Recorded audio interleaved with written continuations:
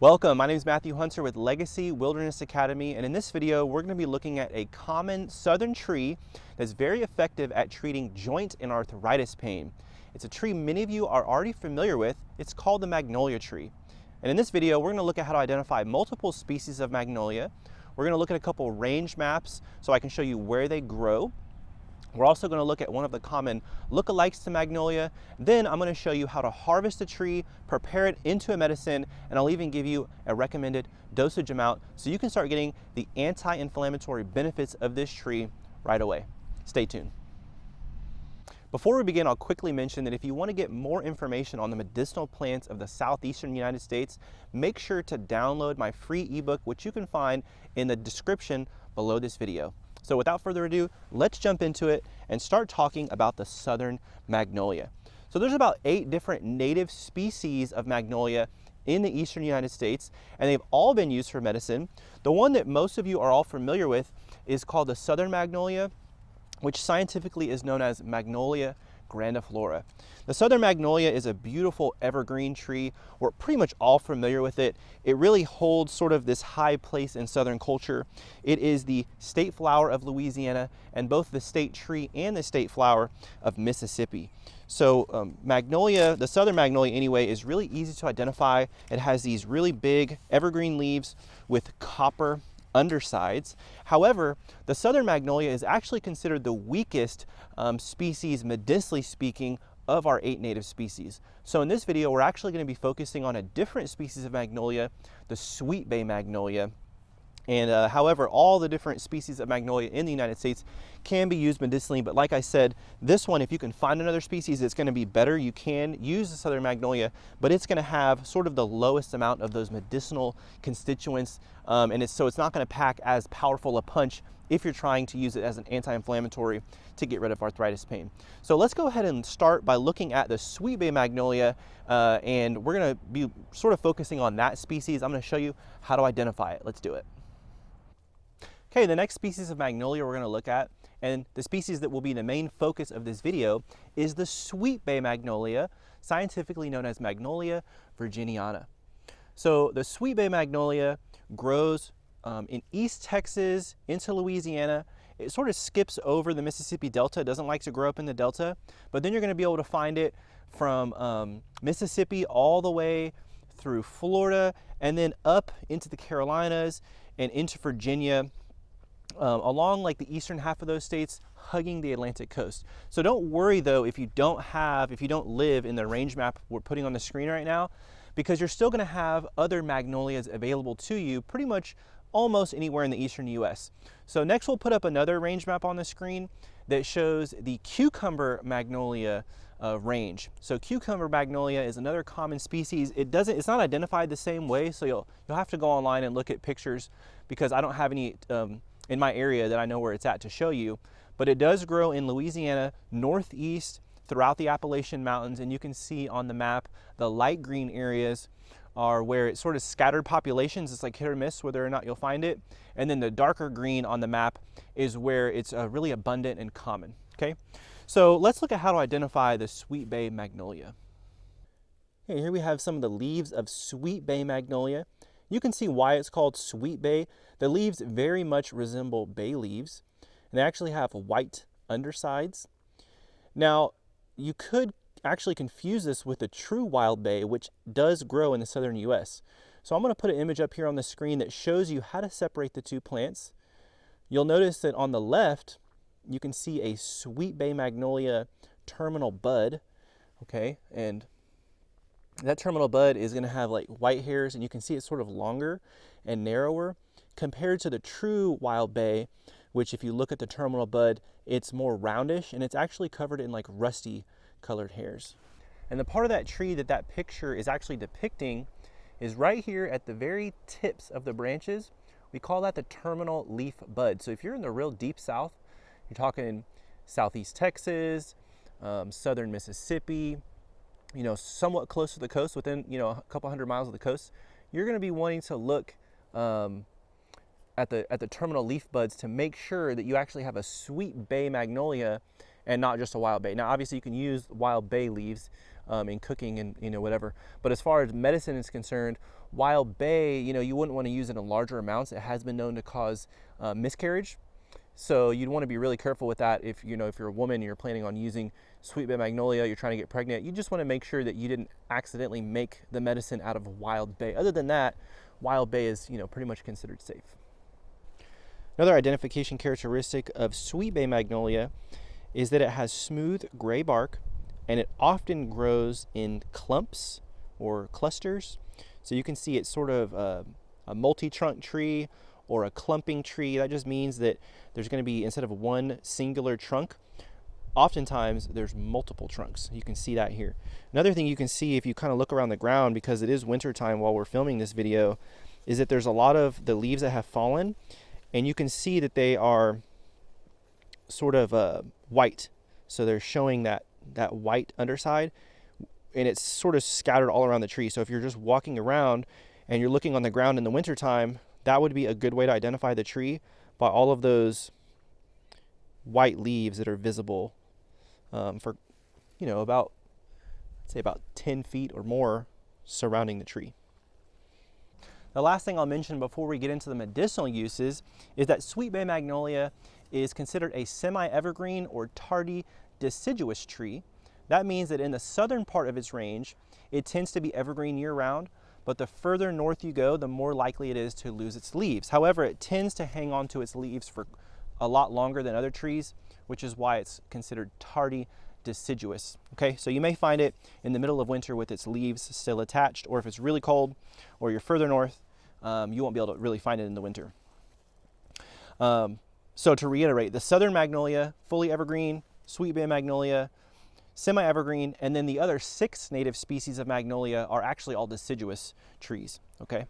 So let's jump into the medicinal uses of magnolia. This video is mostly going to focus on the anti-inflammatory effects, for treating joint pain and arthritis, but I do want to mention some of the other uses of magnolia trees. Worldwide, there's about 210 species of magnolia. They grow in South America and Asia and North America mostly, and they all really are used similarly. It's really interesting when you start to research magnolias.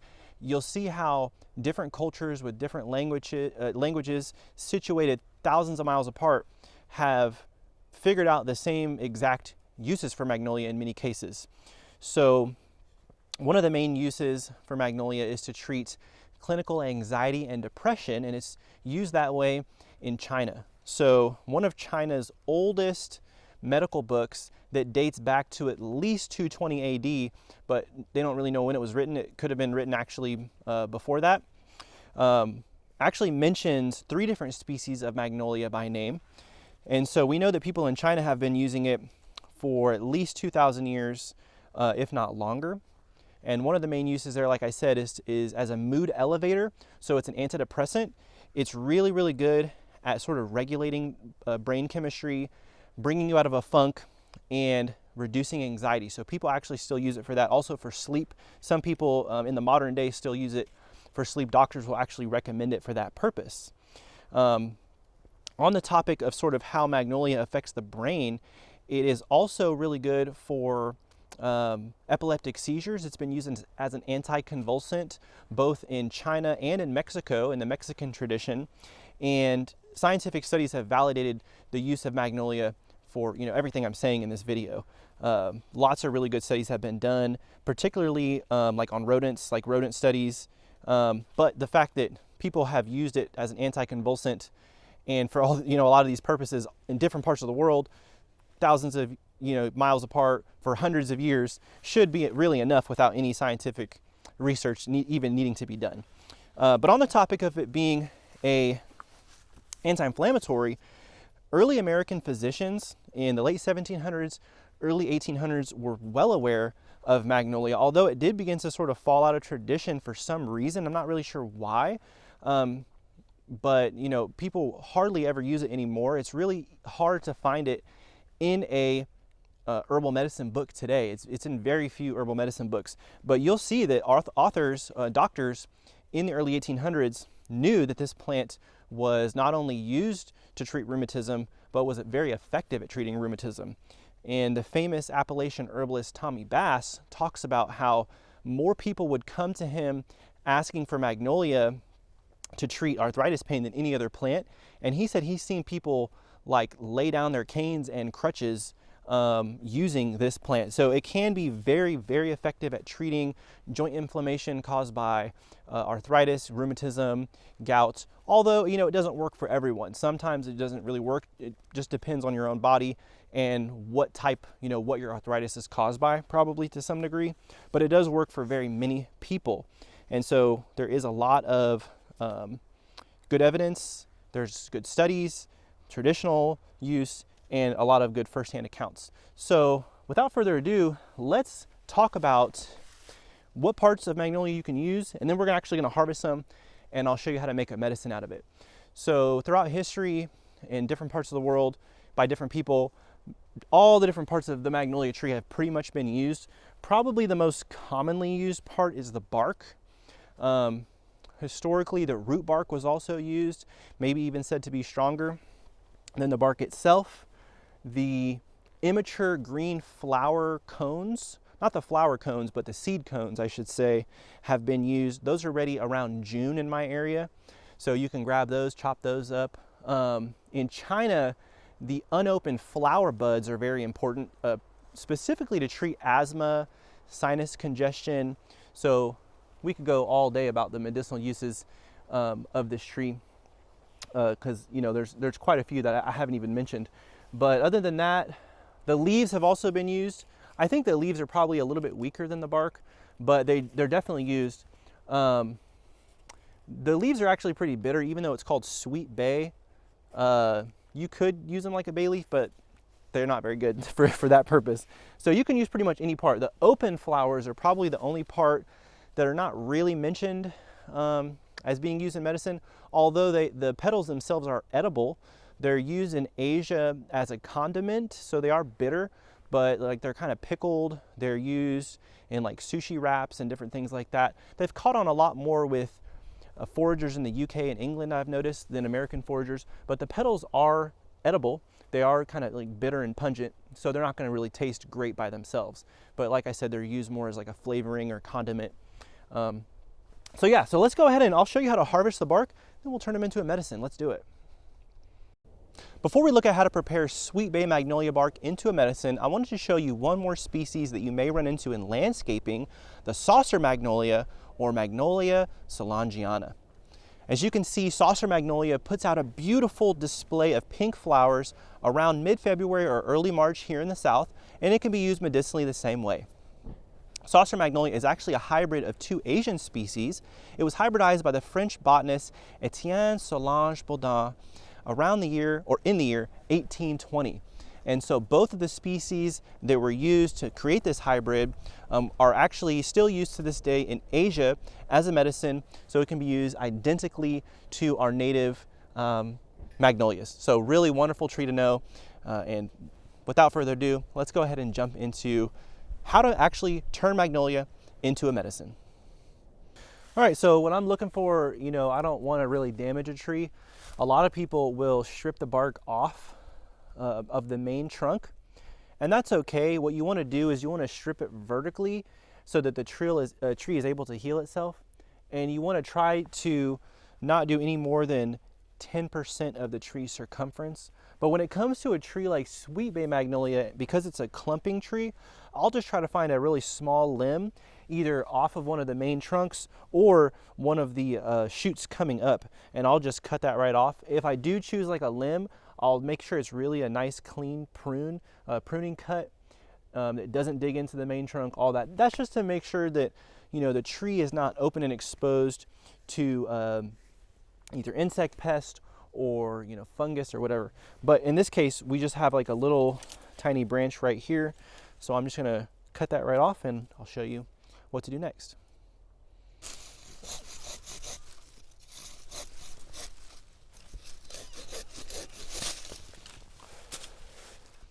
Okay, so now it's pretty simple. All we're gonna do is just clean this up really quickly, and we will just go ahead and strip the bark right off. So pretty simple operation here, and I'll just pick all these strips up when I'm done. So today we're going to be making a tincture. Tincture is a alcohol extract. That's what we're going to do after I finish stripping this. And tinctures, now if you don't use alcohol, you can also use glycerin, vegetable glycerin, which you can buy online for those of you who don't want to consume alcohol. But the benefit of having a tincture, whether it's made from alcohol or glycerin, is that to get the medicinal benefits of this plant, you're going to want to be consuming it 3 times a day. And you can brew a tea and just drink it. But the problem with that is that, you know, most people, they don't have the time to be constantly brewing tea every single day for weeks or months at a time. So what a tincture does is it makes it in a very convenient form to where you can just take it out, put a few drops in a glass of water, drink it, do that 3 times a day. Or if you're going to work, before you go, you can just drip some of it in your water bottle and drink it throughout the day. And that just makes it really convenient. Also, tinctures last a long time. Magnolia tends to be a plant that gets weak over time. Okay, so after it's been on the shelf for about a year, you'll want to replace it. Those sort of volatile compounds in the plant tend to evaporate readily, but with a tincture you actually preserve them a lot better, so the tincture can last a lot longer. If you have a big batch of it, then you can just make like 1 batch and have it for multiple years. Okay, so I'm going to pick up all these barks I'm dropping, and we're going to go and make a tincture. Let's do it. All right, so now that we have our magnolia bark, all we're going to do is we're just going to chop it up. It doesn't have to be like really finely chopped, but we're just going to chop it up into little squares. And then once we do that, we're just going to put it in this jar and fill it up with alcohol. So let me go ahead and chop it up and I'll show you how it's done. All right, now that we have it all chopped up, what I'm simply going to do is just add it to a glass jar. This is a really simple process. Tincture making is very easy. It does not need to be complicated at all. We're just going to fill it up just like that. And for a fresh plant, what we want is 190 proof alcohol, or 95%. The most common brand that you're all going to be probably familiar with is Everclear. So we want 190 proof pure grain alcohol, or Everclear. And that's with a fresh plant. With a dried plant, we would go down, it'd be slightly different, but we're doing it with a fresh plant today. And you can see I'm running a little bit low. What we would want to do is pour this in here just so it can cover the top. And I actually have an example. These are magnolia flower buds, not the open flowers, but the flower buds. And you can see how we filled it up just enough to cover the top. So we would cover just the top of this. Since I'm running low, we're actually going to just leave this out and just dry it. Okay, but for an example, that's what it would look like. So here we have a magnolia flower bud tincture soaking. This is going to soak for 2 to 4 weeks, and we're going to shake it up every single day. And then sometimes you may need to open it and sort of press it down and make sure that the plant material is pushed underneath the surface of the alcohol. Okay, so very, very simple process. When we're using a fresh plant, you're just going to cover it up and cover the plant. Very simple. Here is a Sweet Bay magnolia tincture that I made back in August. Okay, and so all we would do now is just, once this is done, we'll just strain it, very simple, and then we'll bottle it up. So what I'm going to do today is show you how I would typically dose magnolia, and this is a pretty standard dosage for most plants. Here we have an empty bottle, I'm reusing it. So I have a little funnel here. We're just going to fill this little bottle up.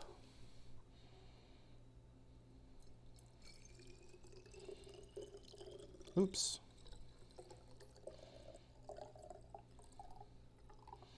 Okay, just like that.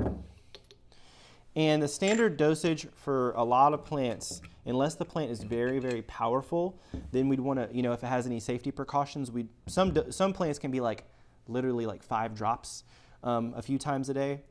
But with a lot of plants and with more mild and generally safe plants like magnolia, we're going to do 30 drops 3 times a day. Okay, so I'm going to fill up a dropper. 1, 2, 3, 4, 5, 6, 7, 8, 9, 10, 11, 12, 13, 14, 15, 16, 17, 18, 19, about 30. Okay, you can actually do 30 to 60. And so that would be 1 dosage of tincture 3 times a day. Now you can do up to 60 drops, 30 to 60. Magnolia is a very safe plant. There's not a whole lot of contraindications that I'm aware of. There's not a lot of really side effects typically reported. Some people report that it could be a laxative in higher amounts. I've never experienced that. However, it does give me a mild headache, a very mild headache if I take a little bit too much, especially on an empty stomach. So we're going to do 30 to 60 drops 3 times a day. I just added it to a little bit of water because that Everclear sure does have a bite if you were to do it straight. And then